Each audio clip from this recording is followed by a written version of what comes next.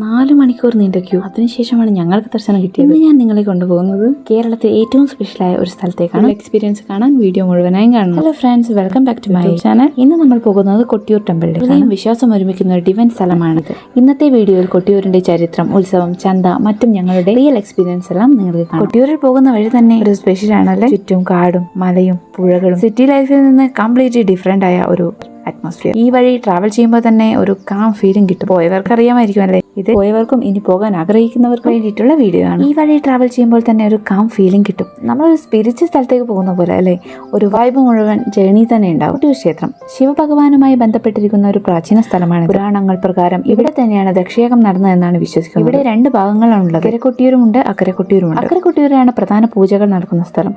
അതും ഒരു പുഴയുടെ നടുവിലായിട്ട്. സ്ഥിരം കെട്ടിടങ്ങളൊന്നുമില്ലാതെ പ്രകൃതിയോടൊപ്പം നടക്കുന്ന പൂജകളാണ് ശരിക്കും പറഞ്ഞാൽ ഇവിടെയുള്ള പ്രത്യേകത. ഞങ്ങൾ കൊട്ടിയൂരിൽ എത്തിയത് ശരിക്കും ഏകദേശം ഒരു 8 മണിയോടെയാണ്.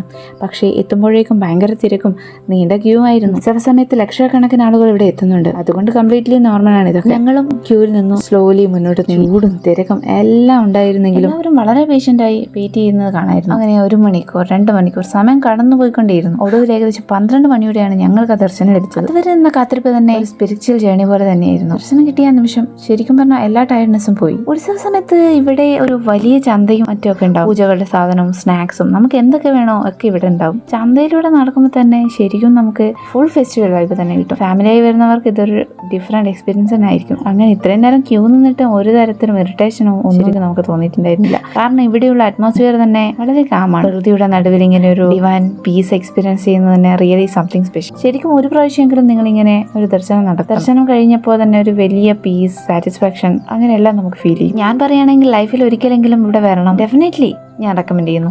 ഇവിടെ ഒന്ന് വന്ന് ഈ ഒരു അറ്റ്മോസ്ഫിയർ അല്ലെങ്കിൽ ഈ ഒരു പ്രകൃതി രമണീയമായ കാഴ്ച നിങ്ങൾ ഫീൽ ചെയ്യണം. അങ്ങനെ ഞങ്ങൾ അതിലൂടെ തന്നെ ഇക്കരെ കൊട്ടിയൂരും വിസിറ്റ് ചെയ്തു. അക്കരെ കൊട്ടിയൂരിനെ അപേക്ഷിച്ച് ഇക്കരെ കൊട്ടിയൂർ ചെറിയൊരു അമ്പലമാണ്. അവിടെ നമുക്ക് അമ്പലത്തിനുള്ളിൽ കയറാനും അതുപോലെ പ്രദക്ഷിണം വെക്കാനും ഒക്കെ സാധിക്കും. ചന്തയിലൂടെ നടന്ന് കുറച്ച് കുപ്പിവളകൾ അതുപോലെ കുറച്ച് സ്നാക്സുകളൊക്കെ വാങ്ങിക്കും. പിന്നെ ഈ അമ്പലത്തിൽ വന്നാൽ ആരും മിസ് ചെയ്യാത്ത ഒരേ ഒരു സാധനമാണല്ലോ ഓടപ്പൂ. അതിങ്ങനെ നിരത്തിയിട്ടത് കാണുമ്പോൾ തന്നെ നമുക്ക് വല്ലാത്തൊരു ഫീലാണ്.